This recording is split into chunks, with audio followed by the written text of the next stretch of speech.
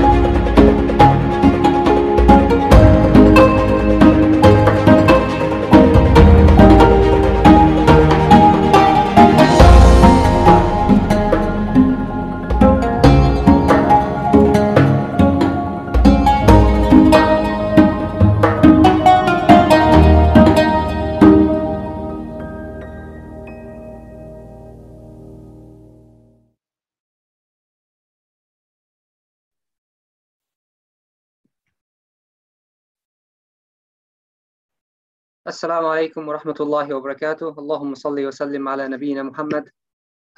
I would like to welcome you all to the third day of the 7th Doha Islamic Finance Conference in Digital Economy and Sustainable Development.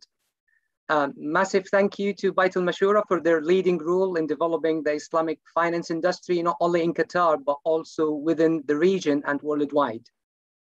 I would also like to welcome our distinguished speakers, Professor Nassim Shirazi, Professor of Economics and Finance at Hamad bin Khalifa University, Qatar, Professor Mehmet Wallet, President of Sabahattin Zaim University, Turkey, and Mr. Datuk Yusuf, MD, Chief Executive Officer of Tabung Hajj Fund, Malaysia, who are going to cover the third theme of the conference, focusing on the role of social finance in achieving sustainable development. As we all know, governments worldwide are committed to the achievements of the 17 SDGs. Zero hunger, no poverty, reduction of societal gaps are examples of those SDGs. The fact that the existing pandemic played significant role in widening those gaps and risking millions of individuals and businesses globally, which urged governments to move towards protecting their societies. Islamic finance, in particular, Islamic financial institutions can play crucial role in achieving SDGs, not only within Muslim nations, but worldwide. Clearly, the current pandemic has offered a number of challenges. For example, lower incomes, workforce reduction, and job losses. But throughout this theme, some key questions arise. Would Islamic finance through the sharing economy model be able to provide a solution? Whether the pandemic may show or slow down the SDG achievements, and how Islamic social finance can help overcoming this problem. And could the Islamic social finance model provide an advanced contemporary experience? Answers to those questions and more will be addressed in today's sessions. Now let me introduce our first speaker, Professor Dr. Naseem Shirazi, Professor of Economics and Islamic and Finance in Hamad bin Khalifa University, Qatar, who's going to talk about sharing economy and its role in overcoming crisis. But first of all, let me give a bit background of Professor Shirazi, who holds PhD in economics from International Islamic University, Islamabad, Pakistan. He's a professor of economics and finance at the College of Islamic Studies, Hamad bin Khalifa University, Doha, Qatar. Prior joining the CIS, he worked as lead economist and acting manager, Islamic Economics and Finance Research Division, Islamic Development Bank. Previously, he worked as a deputy dean, director research, and director general, International Institute of Islamic Economics. He served as a professor of International Islamic University in Malaysia as well, with more than 76 publications, with a very good reputation in developing economics, public finance, and Islamic finance. Dr. Shirazi has completed several consulting projects with the World Bank, Asian Development Bank, and private organization. Let me welcome Professor Shirazi, and up to you now. Floor is yours, Naseem. Thank you. Thank you very much. Let me share the screen.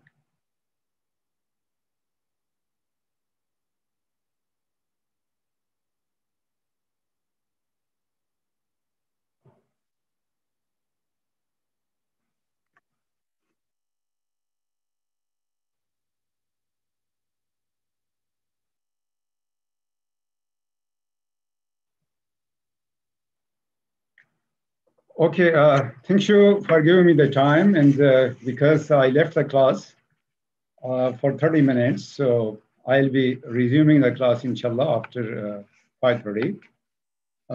The sharing economy and its role in surpassing the crisis. This is the paper that I jointly wrote with my PhD student, Jamila Abu Bakr. The nature of crisis, if you see, the world witnessed many crises, political, environmental, health, and financial crises, and that lead to economic disruption and affected people's livelihood. The present health crisis translated into economic crisis as well. As a result of these crises, economic activities slow down. So slow growth, unemployment increase, businesses suffer, income levels drop, and economy fall into recessions. The COVID-19 crisis is the worst crisis that world has ever witnessed. Almost 188 countries were affected. And initially that was the health crisis. And from this health crisis, this translated into the economic crisis, which ultimately it became a humanitarian crisis. And why this is the humanitarian crisis? Because of forced lockdowns, complete halt of commercial activities, broken down the supply chains, and according to one estimates, about 155 million jobs lost, and world economy contracted by 6.5%. This was estimated in 2021. This was the IMF estimates, and the about 88 million to 115 million people to be pushed in the poverty. Now, why is this why is this discussion and action on sustainability important now more than ever? Basically, this is because of the linear economy, which is a take, make, consume, and the waste, discard as a waste. In this model, basically value is created by producing and selling as much products as possible, and producers are unconcerned with product durability. So for more output, more inputs are required, and the result is resources are depleting at an alarming rate. At this rate, human consumption need may not be met in the future. Now, according to one estimates, this is the current population is 7.6 billion. That will increase to 9.8 billion in 2050. Now the resources are depleting. There's a pressure on the resources. Population is increasing. In order to meet the increased demand for consumption, so more pressure will be on the resources. And if the linear model continue, it will need 1.5 planet Earth to survive itself.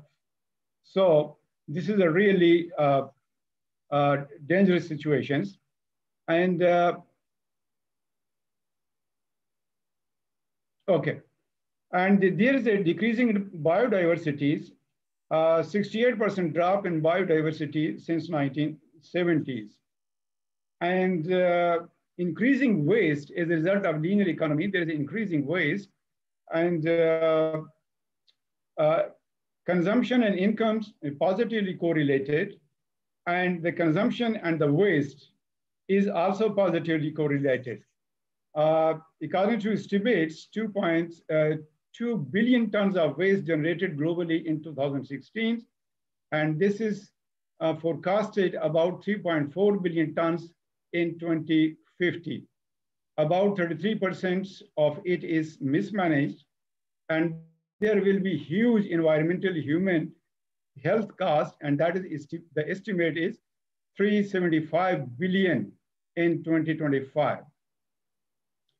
And because of this linear economy model, there is an increasing climatic change. So this result will be, the result is increasing risk of natural disasters and extreme weather events that will be threatening social well-being, food security, and life. And we know the poor are already pressed and they are not living in a good condition, but because of the climate change, it will disproportionately affect the poor people. So we need a circular economy and circular growth. It has a certain models, that is a product life cycle extension model, circular supply chain model, reduce, reuse, and recycle, product as a service business model, and sharing economy model. So my focus is on sharing economy model. Now sharing economy has got different names. It is called collaborative economy, digital economy, circular economy, peer-to-peer economy, and gig economy. But the sharing economy means access to goods and services facilitated by a community-based online platform. And this could be free or for a fee for the efficient use of society resources. Now the sharing economy model. Sharing model is very old. However, formally it came into existence after the 2008 global financial crisis. Now the Uber and Airbnb leading and contributed a lot of sharing toward sharing economy. And this is basically collaborative consumptions. Consumer preferences and behavior is changing from ownership of an asset to temporary access. The technology has enabled the users for collaborative consumptions. The technological progress enabled wider, easier, and cheaper access to products and services. Now, what are people sharing and what is the size of sharing economy? Now, people are sharing online music and video streaming, car sharing, consumer to consumer, home sharing, online distance work, and as we are experiencing now, we are sitting, and the knowledge and information sharing, as consumer to consumers, lending and community financing, that's a crowdfunding. The size of sharing economy was about 15 billion in 2013, and it is expected to increase to $335 billion in 2025. Basically, in this, the Uber and Airbnb ride sharing and accommodation sharing has led the growth in the sharing economy sector. Now, sharing economy and surpassing the crisis. Basically, what is the problem? The problem is in the post-crisis, what jobs will be scarce? There will be need for mass job creations. Now, the COVID-19 has shown us world's interconnectivity, and solution must be collaborative sharing economy model that can be employed in overcoming the COVID-induced crisis. Now, lower barriers to entry into the job market by utilizing the global internet infrastructures.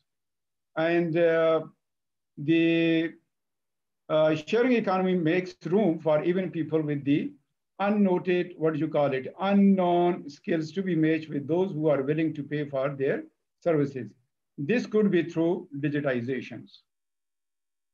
Now, the other thing is bridging the funding gaps. Now, the global finance markets are witnessing a decline in the transaction volume due to currently tightening hands on lending by banks as they face losses due to growing non-performing loans, refinancing mortgages by borrowers, and wanting to take advantage of the low interest rate. So in the post-COVID world, more funds will be required to revive falling businesses, expand existing ones, or building new ones. So there will be a gap between supply and demand, so that's the fund gap. So sharing economy helped through crowdfunding platforms, a huge potential for COVID investors, new ventures that will also create more jobs. A lender can get better rates on sharing platform due to the lower transaction costs. Bridging the gap of demand in supply.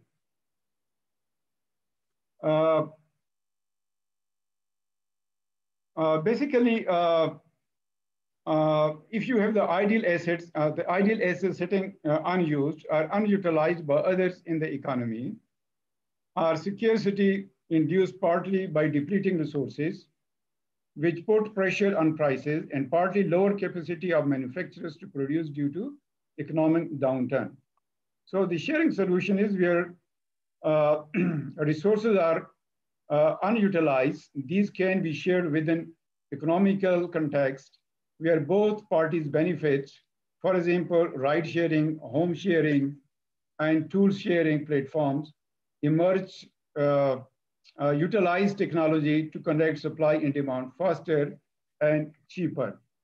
There is also a group buying strategy that can be used, knowledge sharing that match experts with those in need of their services, especially during pandemic, and that will be cost savings.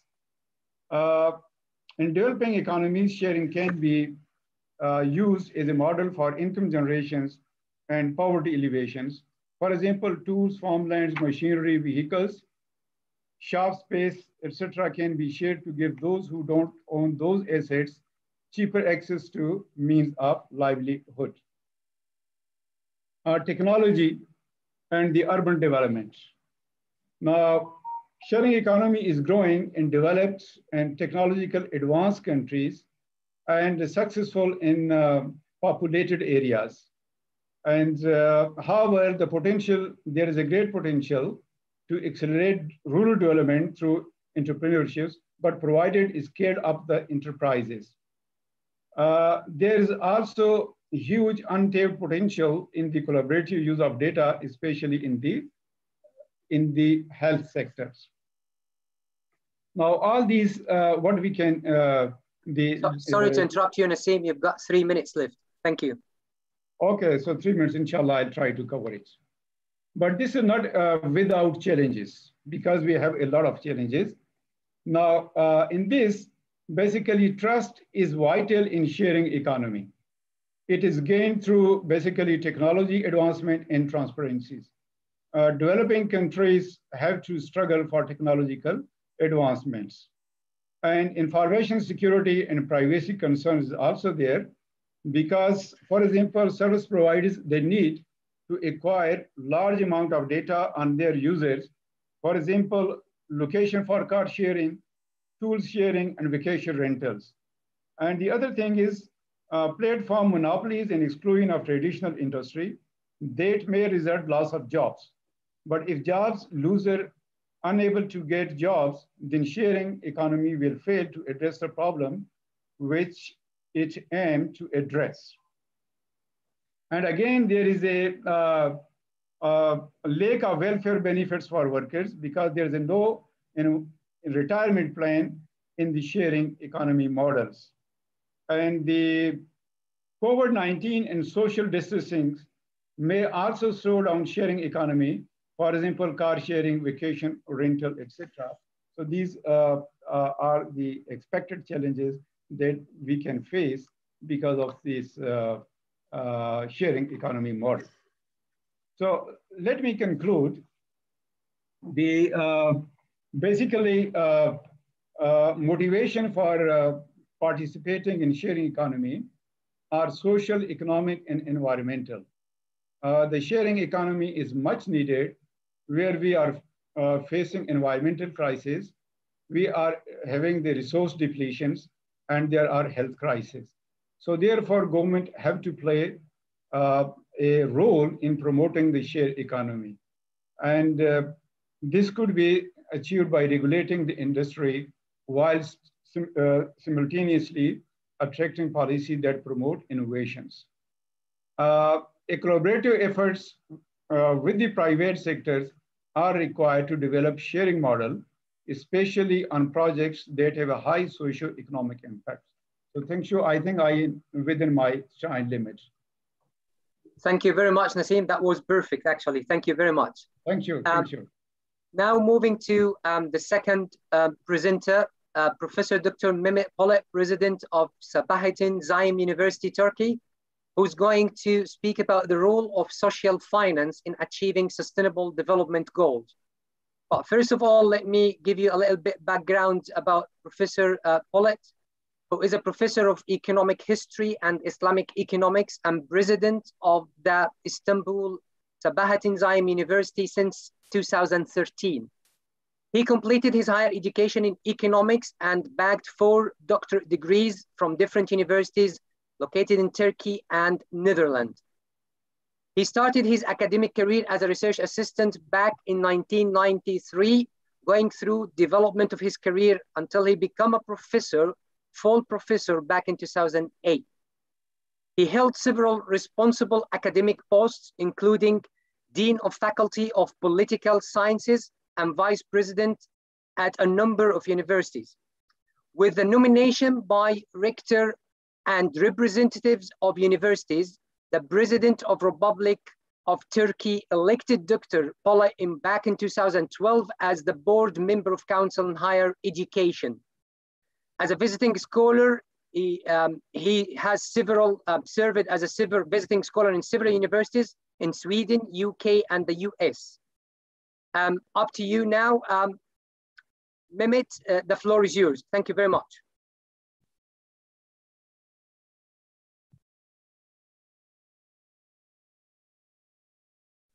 Mehmet, you are on mute.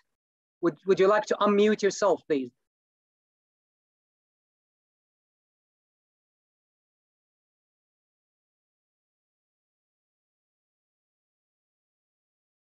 Just go to, yeah, that's it. Thank you.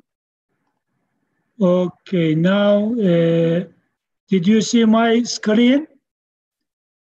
Not yet. It is okay? Not yet. We haven't seen your screen yet. You didn't see it? No, you need to share your screen. Okay, let me.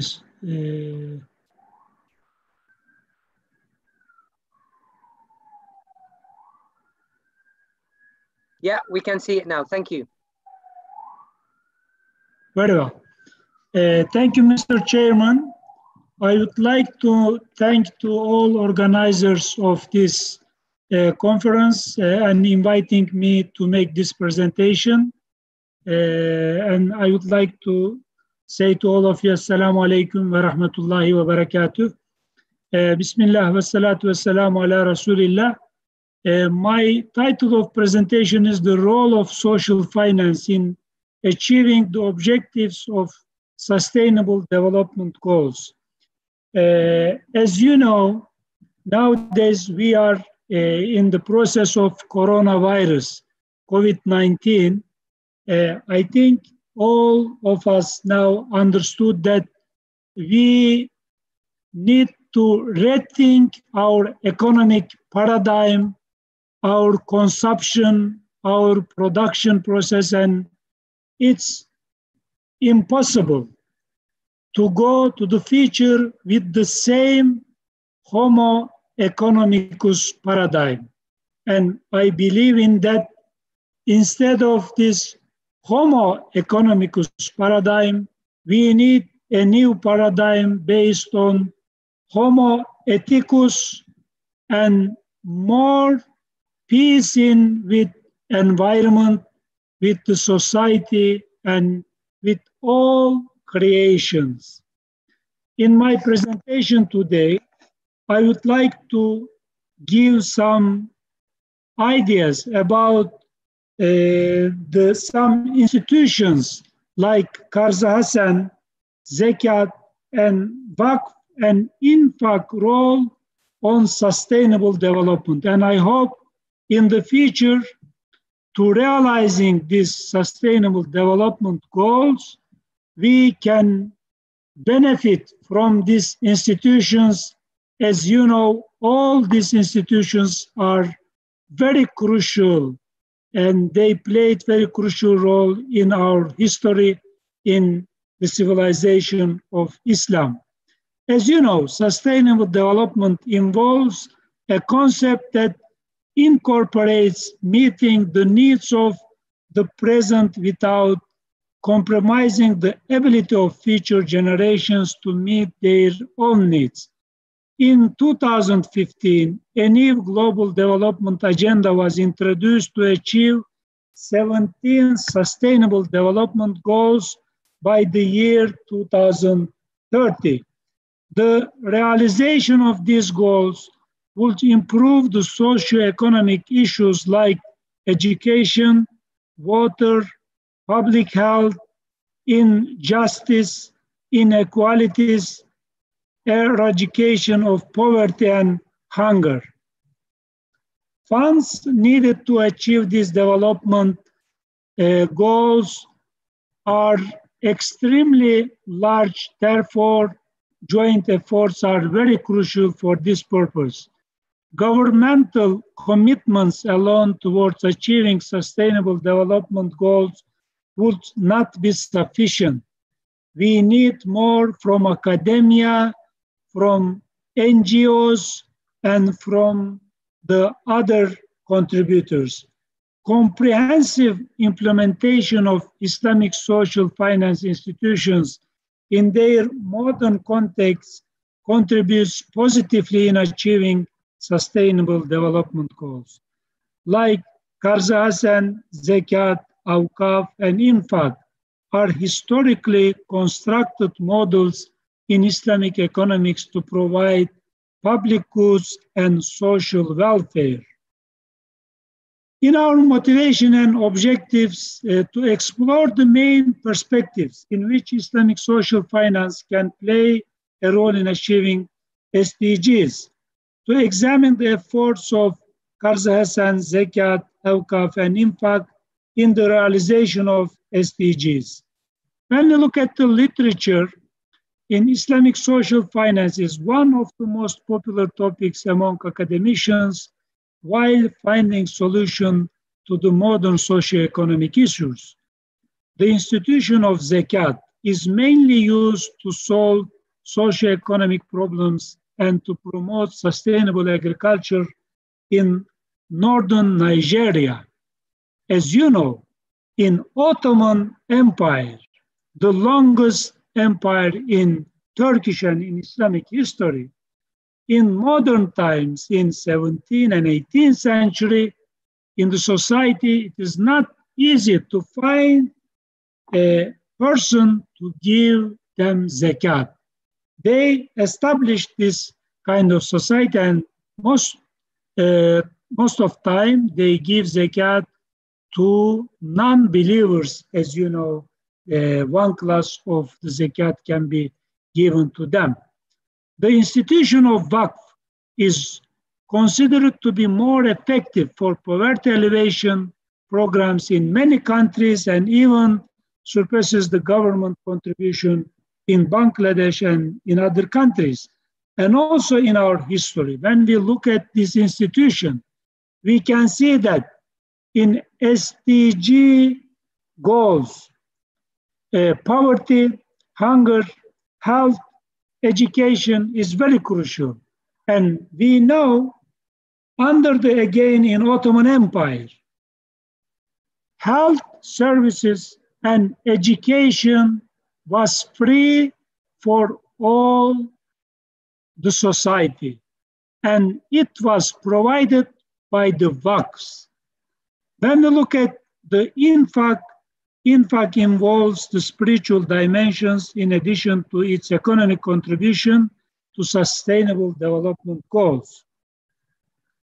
The role of Islamic social finance tools, as I mentioned, on zakat, evkaf, infaq, and Qarz Hasan, they can play a crucial role in achieving these SDG goals. In this section, these three are briefly elaborated, emphasizing their contribution to the global sustainable development goals. The role of zakat in achieving SDGs.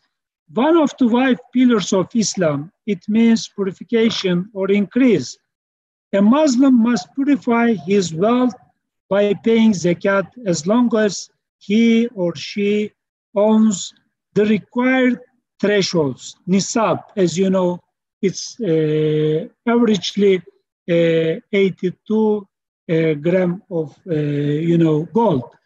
And zakat is used to achieve at least 7 goals in the present time of 17 sustainable development goals. Reduction of poverty via zakat collection and redistribution. For instance, Sheikh and Ismail provide a statistical study indicating that only 7 individual persons have as much wealth as bottom 50% of entire global population. Their combined wealth is 426.2 billion as of end 2016. As per World Bank, there are 765 million people below the poverty line of 1.90 per day. It means that poverty gap is 531.9 billion per year. Comparing the wealth owned by only the richest 80% and the total global poverty gap funding requirements, hence zakat being one of main tools for wealth distribution contributes positively to poverty reduction. Ending hunger via zakat is possible. This could be achieved by using zakat to ensure food security for poor people through poverty alleviation programs, ensuring health lives and promoting well-being via zakat, improving quality of the education via zakat, empowering the gender equality via zakat, using zakat for preventing environment from degradation. Environment serves in several humanitarian needs, including source of energy, firewood for cooking, and others.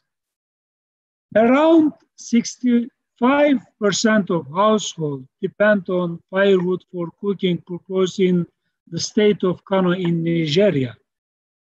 Zakat funds create income for poor people and enable them to purchase gas for cooking activities instead of firewood or charcoal. Last three of Zakat recipients are directly related to the SDGs: Al-Fukara, Al-Masakin, and Fi Sabilillah, as you know.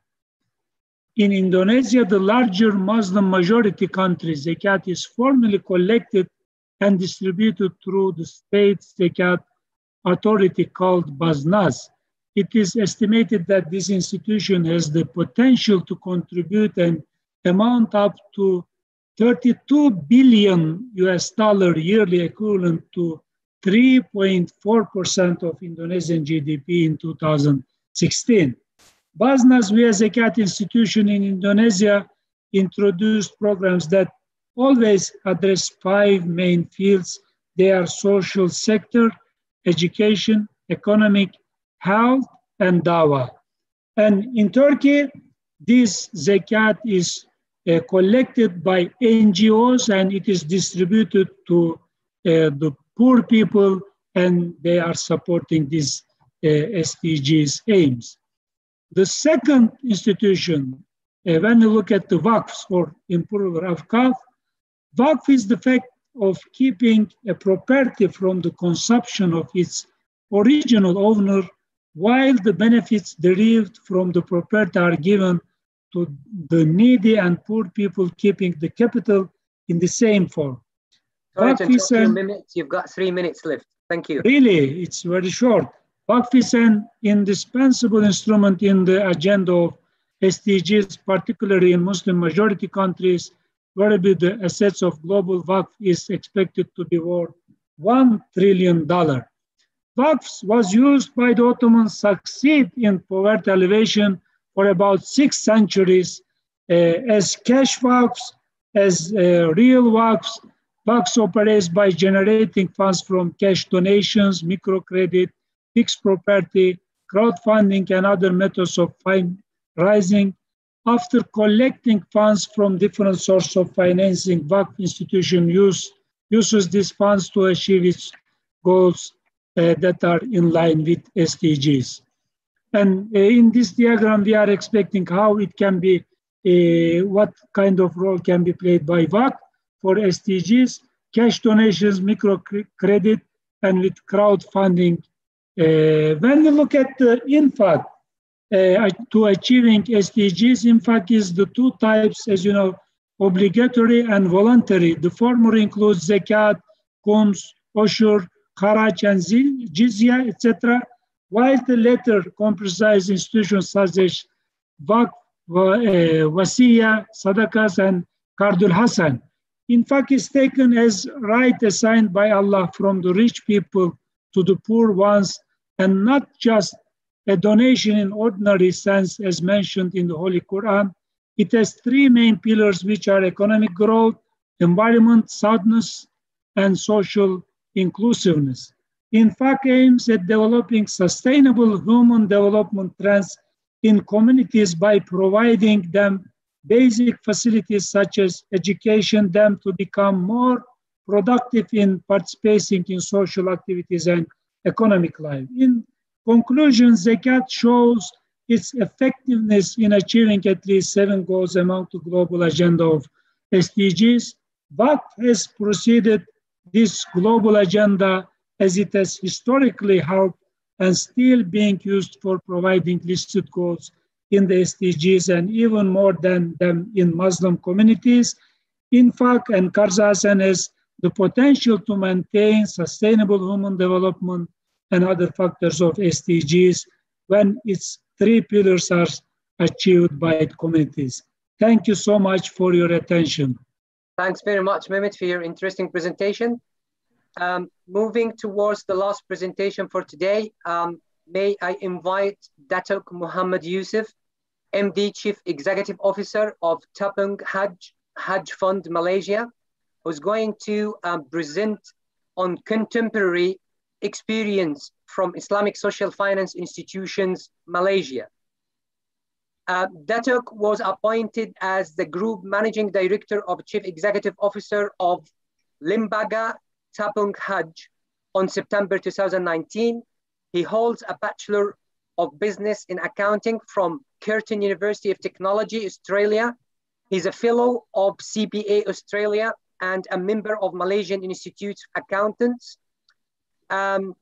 He held several executive, non-executive, and representative positions at various international and regional regulatory bodies, which include the Securities Commission Malaysia, Bursa Malaysia Listing Committee, and the Malaysian Anti-Corruption Commission. The floor is yours, Datuk. Thank you very much. Thank you very much, Professor Hussein, for your kind introduction. I would like to thank the organizer for inviting me to share some of our experience regarding Tabung Haji.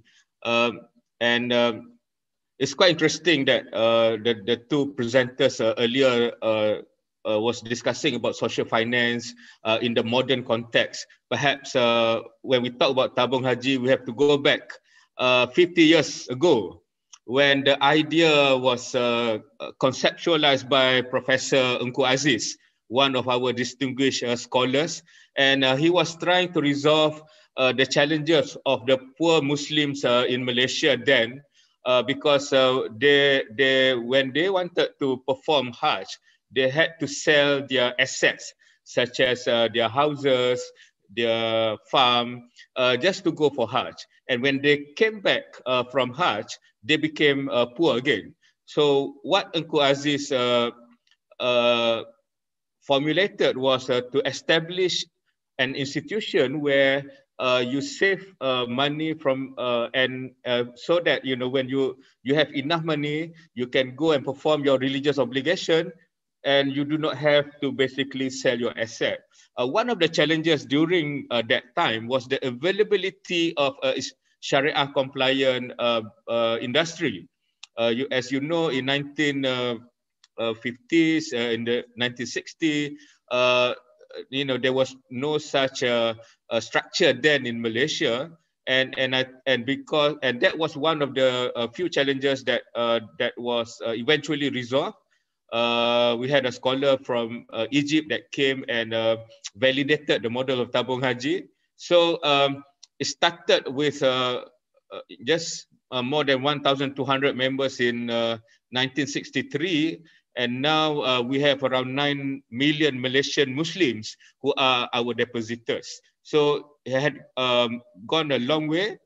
And what we do in Tabung Haji is basically we mobilize fund for the Muslims. They will save so that they will have enough money for them to go for Hajj.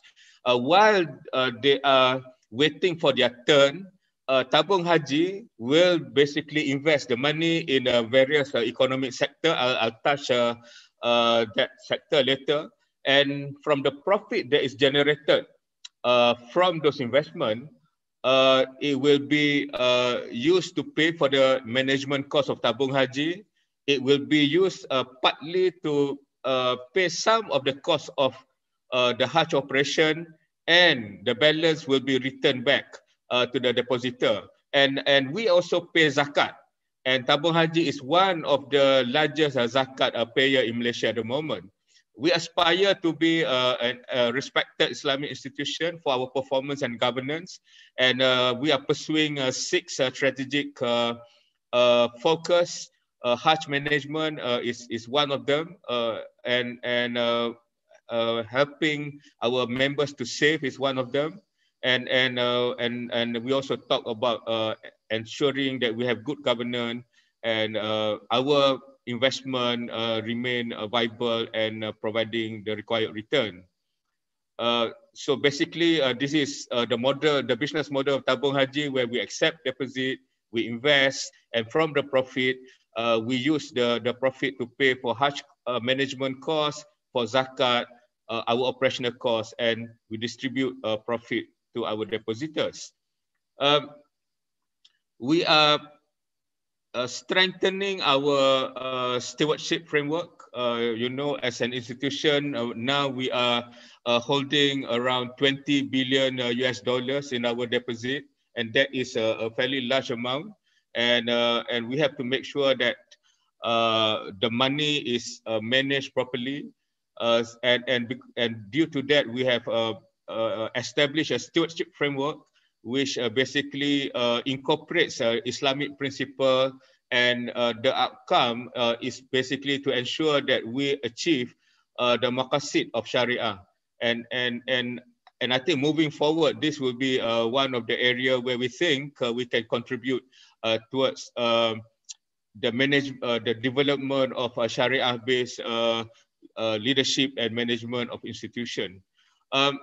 And because of our size, we have to manage our assets in a fairly complicated way. Of course, one of the focus is to generate profit, but we have to make sure that it balances with the risks that we are taking, because the depositors that place their money with Tabung Haji can withdraw the money at any point of time. So it behaves like a bank deposit.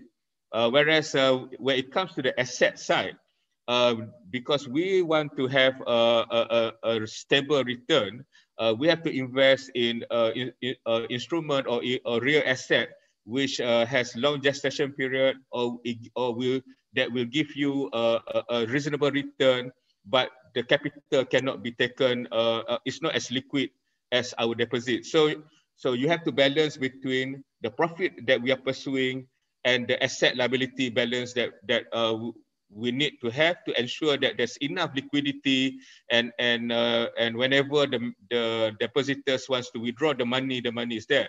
Like any other financial institution, trust and confidence is very important for Tabung Haji, and we have to manage that very well. And we have generally 4 classes of assets. So we invest in equity, we have fixed income, sukuk, we have properties as well as cash. As this is just to show how we started as a very humble institution around 60 years ago, and in 2020 we are having 80 million ringgit of deposit, or around 20 billion US dollar. And with the trend that we are seeing, inshallah, the amount will continue to grow. And it's quite interesting, from a desire to fulfill the Sharia requirement, or to fulfill their religion by performing the 5th pillar of Islam, which is Hajj. Tabung Haji has grown into a sizable institution. We have 2,000 employees now, and we have numerous businesses. And as I mentioned, our asset classes are divided into 4 categories. These are some of the major assets that we have. Apart from the portfolio, the equity portfolio, we have what we call strategic investment. In the early days of Malaysia, plantation is very important to develop the country. So to a certain extent, Tabung Haji provides capital for plantations to be established. We have properties, and we are also the owner of the first Islamic bank in Malaysia, Bank Islam.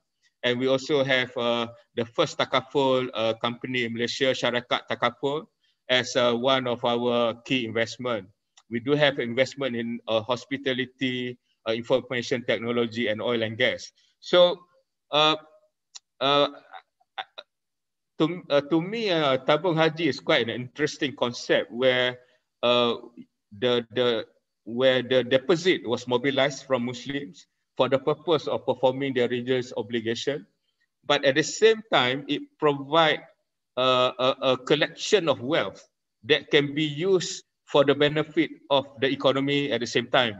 And when the economy is funded through our investment, it provides opportunity for employment, it provides opportunity for business to grow, it provides opportunity for suppliers to supply goods and services to us. So in that context, it is a social finance driven by religious motivation, not specifically prescribed like zakat and wakaf as what was discussed, but this is more of a specific obligation, but because of the timing and because of the social impact that impacted the depositor in the past, Tabung Haji helped them to be more prepared, and while they are preparing themselves for Hajj, the pooling of funds that we have can be used to finance the economy. As far as our Hajj services, we are recognized as one of the better services. We provide Hajj services to around 30 to 40,000 pilgrims every year, depending on the quota that is provided by the Kingdom of Saudi.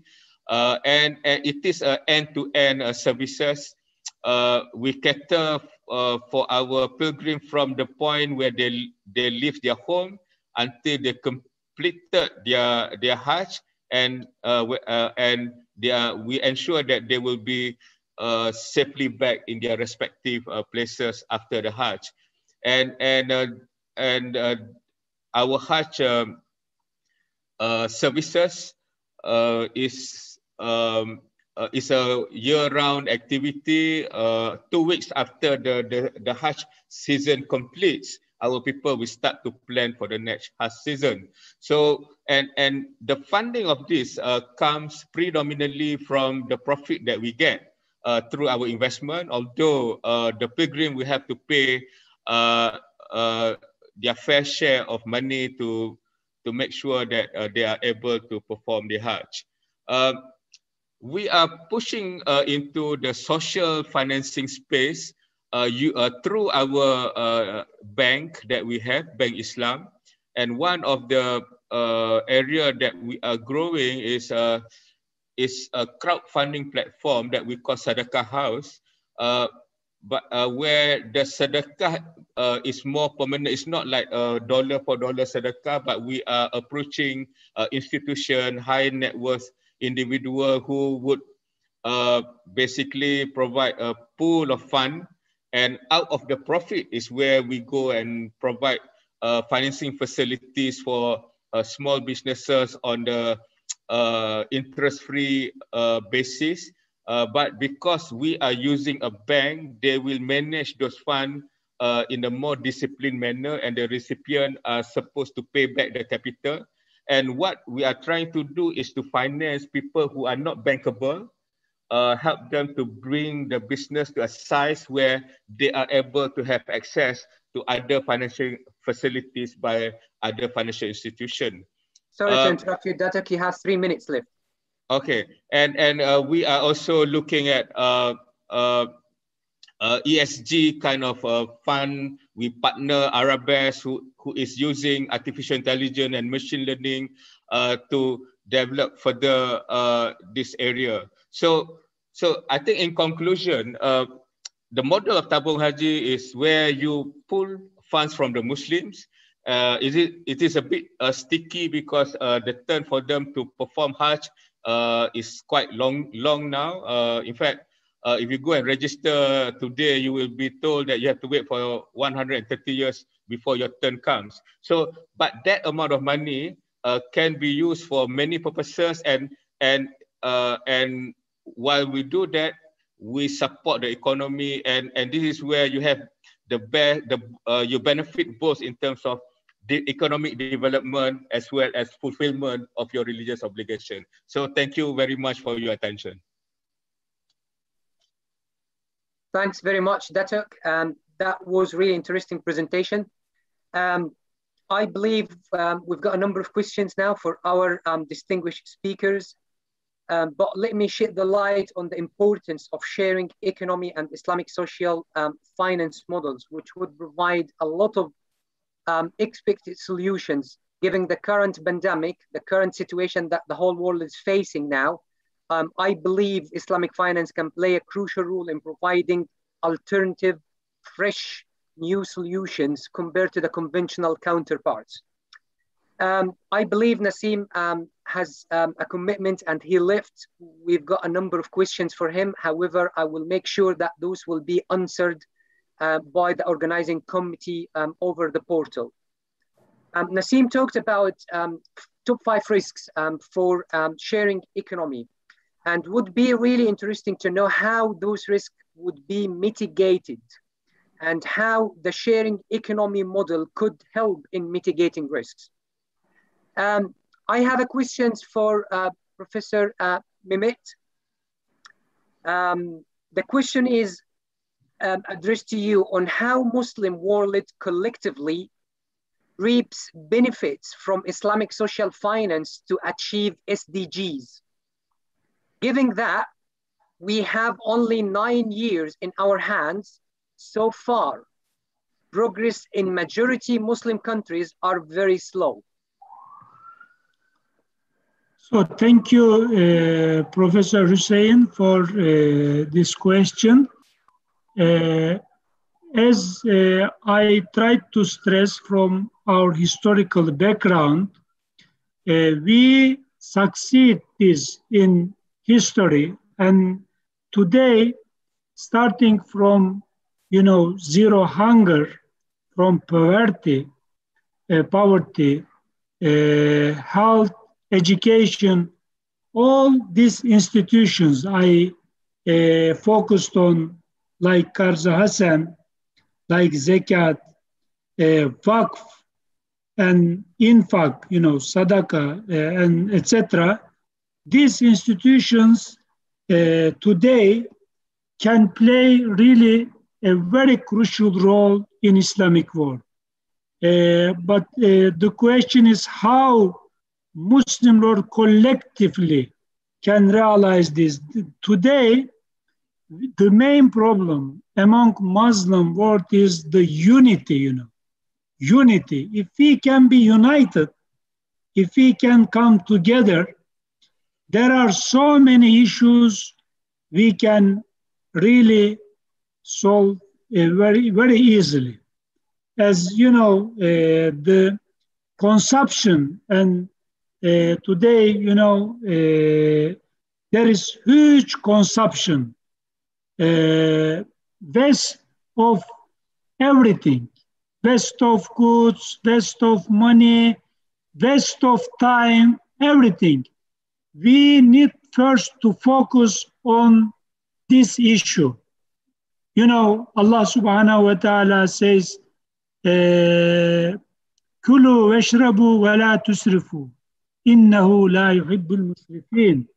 We first have to focus on this issue and then to use these institutions to reduce the poverty, to realize zero hunger. Zero waste is important focus point for this issue. All Muslim countries can, come together to realize these zero waste policies.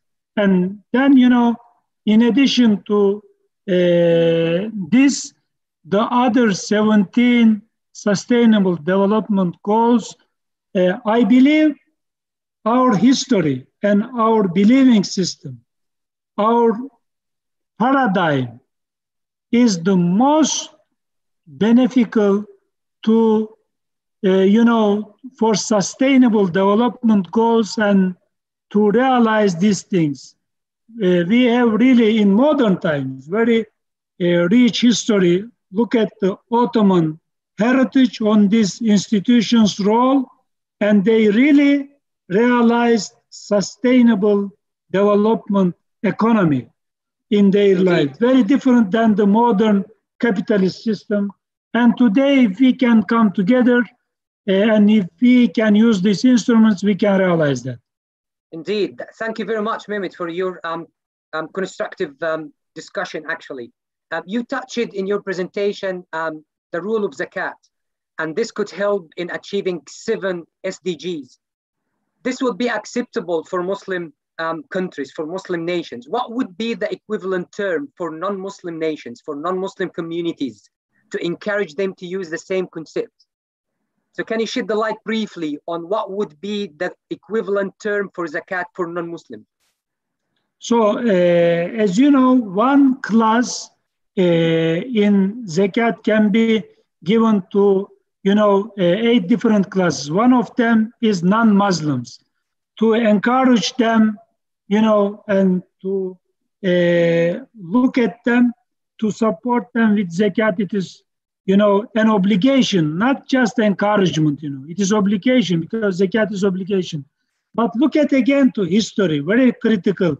I would like to underline, in Ottoman society, in the documents, in archival documents, we have seen that ibadullahın terfi ahvali. This is, Turkish, but it is also Arabic. Ibadullah is all humanity, not just Muslims. Ibadullah, the servants of the God, all the creations.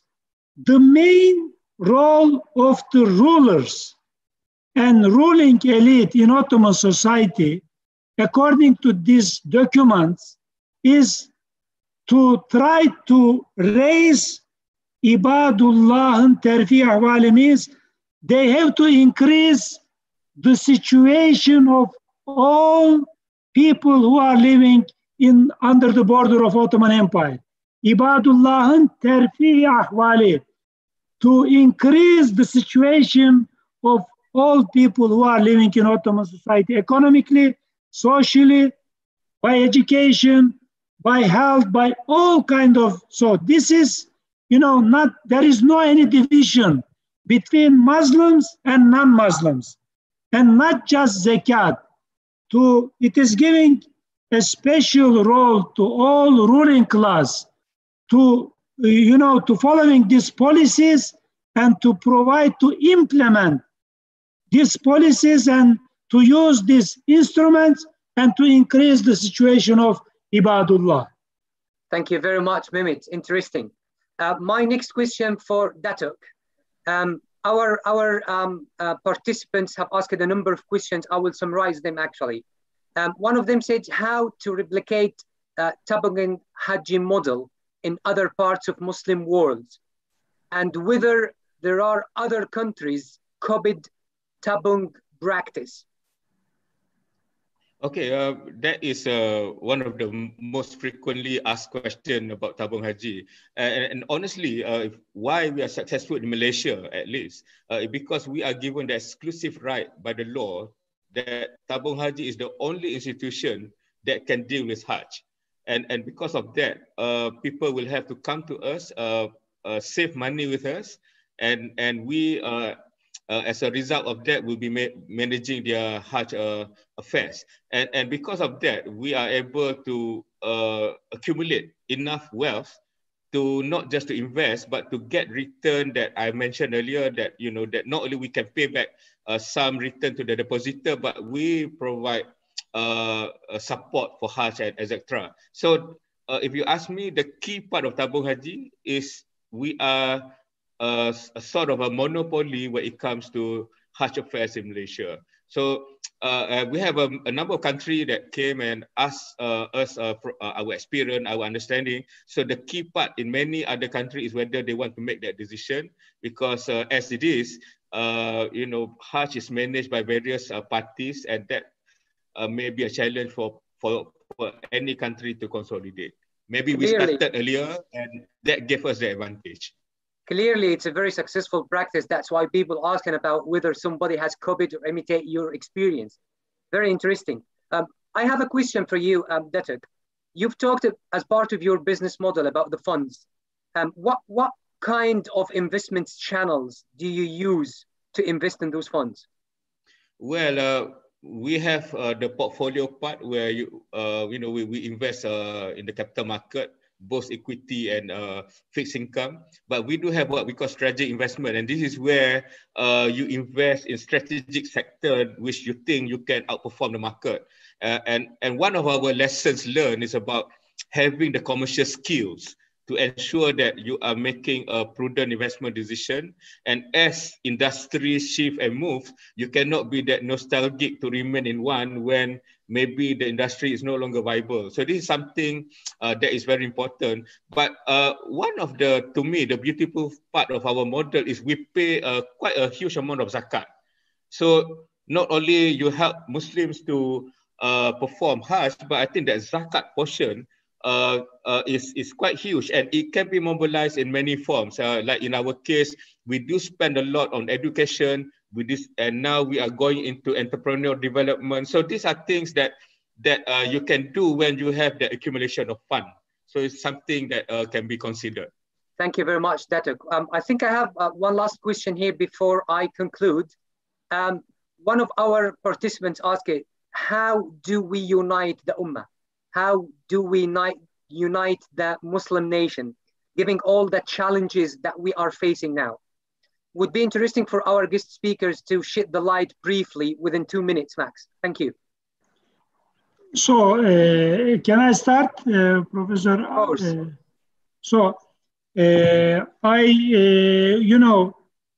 The main aim of Islam is to, in this world, to live under the Tawheed, on the way of Tawheed, and to realize the justice, Adalah, So if we are the Muslims, the main aim for all of us must be first to come together. So we need, to really understand this, our main aim is to come together. And today, 100 years, one age, we were divided. Look at, in my recent book, I discussed this issue in this is the Ottoman World and Western Economy book, very new. When you look at the Western modern capitalism, they first focus on, as United Provinces is the first core of the capitalist system, then United Kingdom, then United States. Look, this all day, step by step. First, center of the Western economy were United Provinces, then United Kingdom, then United States. But what happened to us in the beginning of this 20th century? We were divided. Divided first by physically, then by mentally, by heart. We first have to come together, to be united. So if we can, focus on as important aim, I think, but not just looking for to realize by politicians, but for all actors, academicians, intellectuals. I think the people in the Islamic countries, they are united, but intellectuals are divided. Mostly Western paradigm played an important role on this issue. We first have to come to understand to our history, historical background, our realities, what happened after we were divided. We are fighting, and we lost 20th century. If we cannot come together, we will lose the following century, I'm afraid. Thank you very much, Mehmet, for your valuable comments. I had to call at the end of today's sessions, which will conclude the third theme, social finance and its role in achieving sustainable development. I would like to deeply thank Bayt al-Mashura once again, all sponsors, Bayt al-Mashura, Dukhan Bank, Ministry of Commerce and Industry, academic partners, Hamad bin Khalifa, Qatar University, UCLan, UK, and I would like to invite Dr. Omar Abaya, Doctor in Economics and Islamic Studies, who is going to present the end note of the conference. The floor is yours, Dr. Omar. Thank you very much, and looking forward to meeting you all again in the 8th Doha Islamic Conference next year. Thank you. Inshallah, thank you. Bismillah ar-Rahman ar-Rahim. البيان الختامي لمؤتمر الدوحة السابع للمال الإسلامي. الحمد لله الذي بنعمته تتم الصالحات، والصلاة والسلام على رسوله الأمين وآله وصحبه أجمعين، وبعد. برعاية معالي الشيخ خالد بن خليفة بن عبد العزيز آل ثاني رئيس مجلس الوزراء ووزير الداخلية، ورعاية حصرية من الشريك الاستراتيجي بنك دخان، وبتنظيم من بيت المشورة للاستشارات المالية، وبالتعاون مع كلية الشريعة والدراسات الإسلامية بجامعة قطر، وكلية الدراسات الإسلامية بجامعة حمد بن خليفة، وجامعة سنترال لانكشير بالمملكة المتحدة، عقد مؤتمر الدوحة السابع للمال الإسلامي في الفترة من الثلاثاء 17 شعبان 1443 هجرية الموافق ل 30 مارس 2021 ميلادية، وحتى الخميس 19 شعبان 1443 هجرية الموافق ل 1 إبريل 2021 ميلادية بتقنية الاتصال المرئي بعنوان الاقتصاد الرقمي والتنمية المستدامة.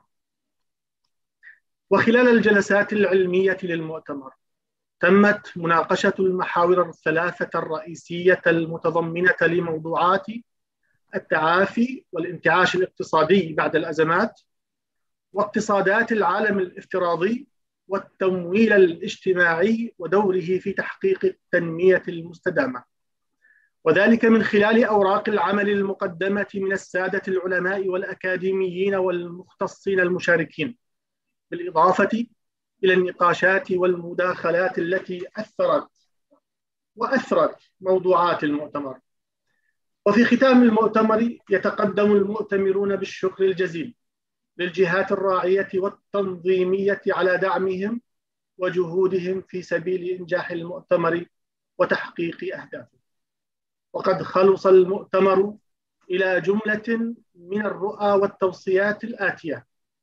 أولاً، أظهرت البحوث التي تمت مناقشتها بأن ملامح الانتعاش الاقتصادي قد بدأت تظهر بعد الجائحة، لكن مدى قوة هذه الانتعاش لا تزال غير مؤكدة، وتكتنف عدة تحديات، منها عودة ارتفاع الإصابات بالجائحة، وتأخر نشر اللقاحات، وارتفاع مستويات الديون، كما أن الآثار التي خلفتها الجائحة والمتعلقة بالتنمية قد تستمر لفترة أطول. ثانياً، يمكن أن يسهم التمويل الإسلامي في عملية الانتعاش الاقتصادي من خلال ما يتميز به من خصائصه، حيث ينظر إليه كعامل مهم في الاستقرار المالي، بالإضافة إلى مساهمة أدواته في تطوير القطاع المالي وتحقيق التنمية المستدامة وتعزيز الرفاه. ثالثاً، المنتجات التشاركية هي الأساس التي قامت عليه المصارف الإسلامية، وهي المحققة للتنمية الشاملة. لذلك نوصي بمزيد من الاهتمام من هذه المصارف الإسلامية بهذه المنتجات، ومراعاة الأصالة والتمثيل الحقيقي للحقائق الشرعية في هذه المنتجات، إضافة إلى مراعاة التطوير والابتكار بعيداً عن محاكاة المنتجات التقليدية، والسعي لمناقشة المخاطر المحتملة مع الهيئات الشرعية والقانونية والفنية، والالتزام بالضوابط لتجنب تلك المخاطر. رابعاً، دعوة المصارف المركزية والجهات الإشرافية لسن القوانين الداعمة للعقود التشاركية في المؤسسات المالية الإسلامية، والسعي لتأسيس الصناديق الحمائية والصناديق الاستثمارية لتعزيز هذه المنتجات. خامساً، الأحكام المتعلقة بالمعاملات المالية وضعت لها الشريعة الإسلامية الأسس العامة التي لا تختلف باختلاف الزمان والمكان، وتركت التفصيلات التي تختلف باختلاف الأعراف وتغير الأحوال والبيئات، لتكون محل نظر واجتهاد وقابلة للتطوير في ضوء مقاصد الشريعة والأسس الشرعية العامة. سادساً، مرونة الشريعة الإسلامية تجعل الأحكام الشرعية تستوعب مستجدات المعاملات المالية، ومنها التعاملات المالية الرقمية، والضوابط الشرعية تمثل حلولاً للمشكلات الناشئة عن هذه التعاملات، وحماية للمتعاملين من الغش والاحتيال، وحماية للنظام العام للمجتمع. سابعاً، أدى العالم الرقمي إلى نشوء نظام مالي مجهول الهوية وغير منضبط إلى حد كبير، برزت معه تداعيات شرعية وقانونية وأخلاقية، مع عدم وجود قوانين متطورة ومتخصصة لتنظيم تعاملات هذا العالم ومعالجة انتهاكاته، ومحاولات تطبيق القوانين الحاكمة للمعاملات التقليدية على هذا العالم.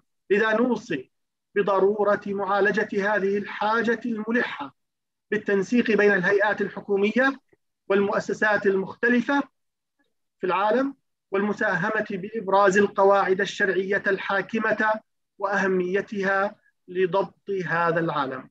ثامناً، يتوقع أن يتشكل المستقبل الرقمي للاقتصاد العالمي بعد كوفيد-19 من خلال الانتشار السريع للتقنيات الرقمية في القطاعين العام والخاص، ونمو الأسواق الرقمية بسرعة كبيرة،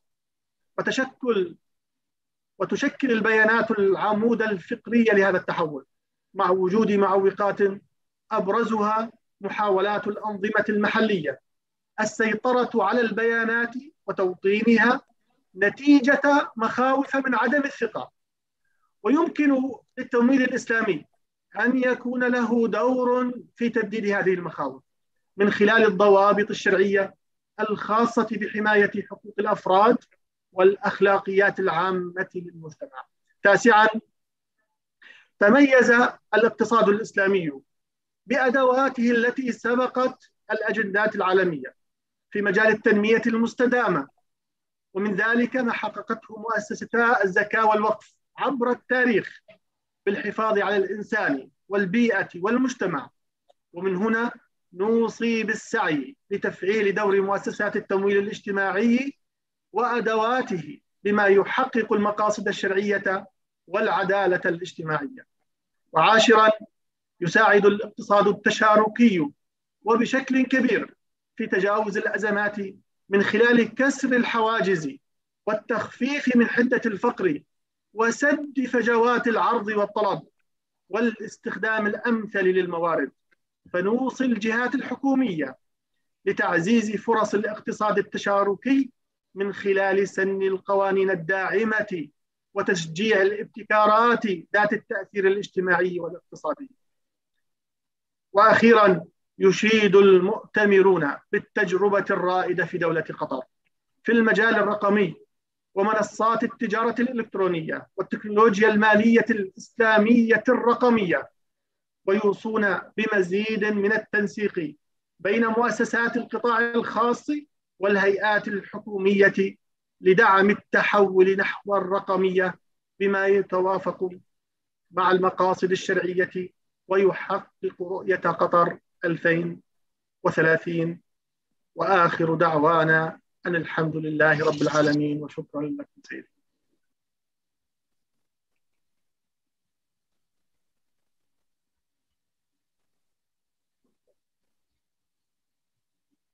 عاش العالم في عامه المنصرم، ولا زال أعظم هزة في تاريخه المعاصر تجاوزت آثارها كل الحدود، فقد خلفت الجائحة آثاراً مدمرة على حركة البشر واقتصادات الدول.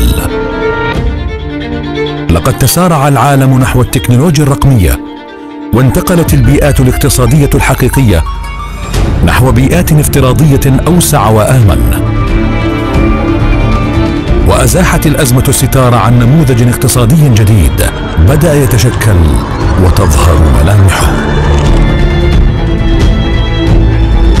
وفي المقابل، حين كان العالم يرقب بشغف خطوات الوصول نحو تحقيق أهداف التنمية المستدامة، استفاق بعد الجائحة على فجوة هائلة توسعت معها دائرة الفقر والبطالة، وارتفعت معها تحديات الوصول نحو النمو المستدام.